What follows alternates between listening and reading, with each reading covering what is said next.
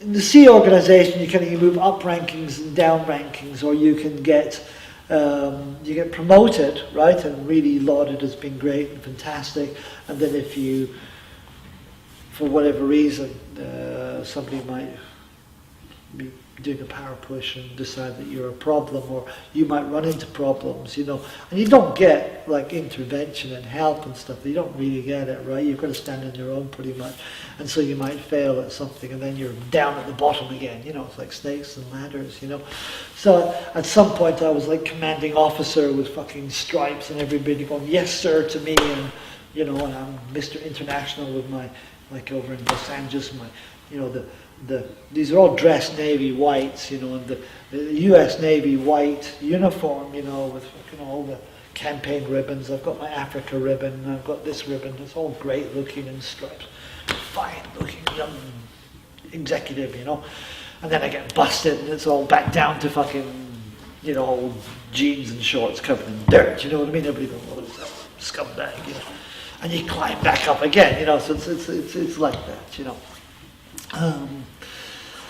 That's why when I say I was a senior executive, I'm actually saying it with a pinch of salt, because there's no real such thing as a senior executive. You know, there is, but you know, you're only as good as you are at that until someone decides they don't want you to be there. But anyway, I think one of the final big international projects I did was the International Finance and Computerization project, which I traveled the world installing networks for setting up each system in every, well, I mean there was teams of us, but I was sort of Australia, North America, and England in the main. That was the main sort of areas I was covering, which was doing full installation of these new systems.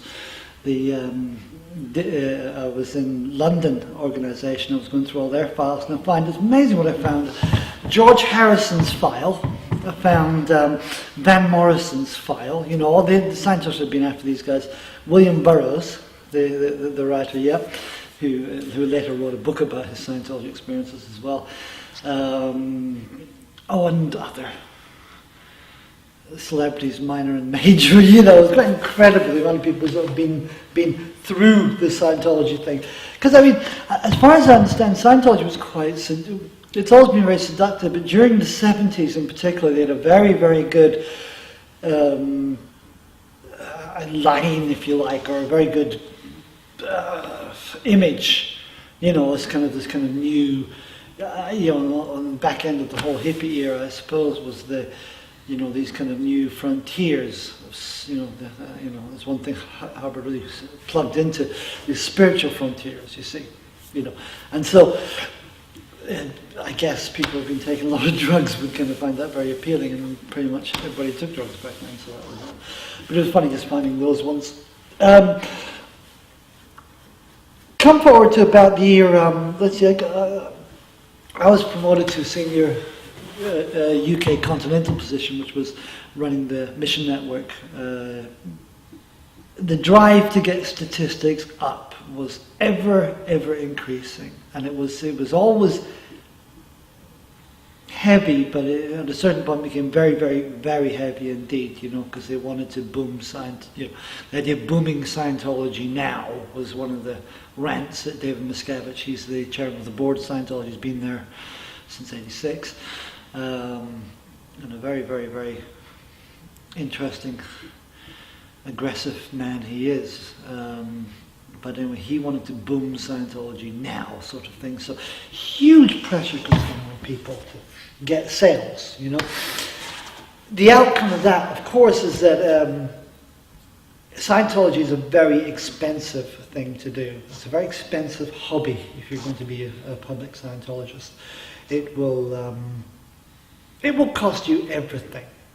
Houses, cars, mortgages, you've lost it all. The moment you walk in there, you might as well just give up and sell everything, give all the money to Scientology, really. And that's actually what happens in many cases. But Bournemouth, the Scientology operation in Bournemouth, had been a very specifically aggressive campaign on that. And aside from just getting people to do maybe a bit of remortgaging, they'd actually, you know, selling their houses, they got people to fill in blank loan forms, and of course they were submitting those forms to the banks.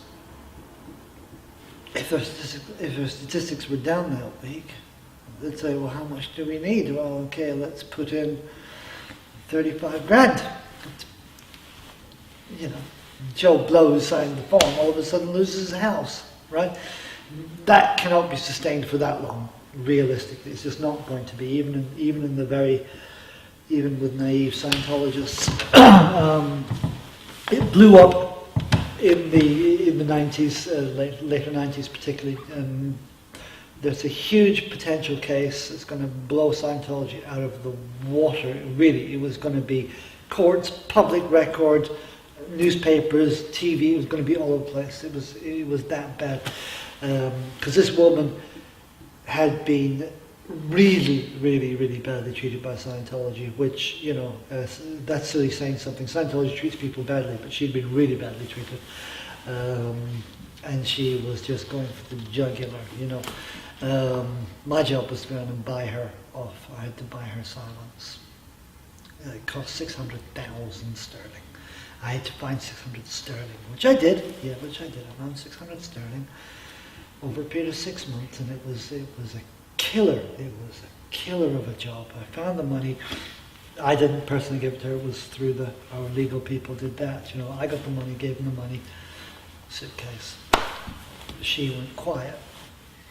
Of course. Scientology aggressively attacks enemies, and one of the ways that they attack people, of course, is through the legal end of things. It costs a lot of money to pay lawyers and pay barristers and so on. So if you're taking a case against Scientology, it's very expensive. If you have to defend the case if Scientology accuse you, that's very expensive. So either way, you're going to be in for an awful lot of money. So Scientology uses that to great effect, and that's why Scientology is such a litigious organization, because it knows how to use these things. Right. As an aside on that one, it's funny. Every year there's a huge event at St. Hill in England. This is a big international IES event. It's the International Association of Scientologists. And it's a very big, grand sort of Oscars type ceremony, you know, and people are awarded for this, that, and the other. Mainly awarded for the amount of money they've been giving. That's the actual main focus of that event. Well, I found that, but it's also a time to, you know, to sort of, where, you know, Scientology will kind of laud people who've been of huge importance to Scientology. And I used to drive limousines for celebrity type people. Most of them I used to drive for were lawyers, Scientology lawyers.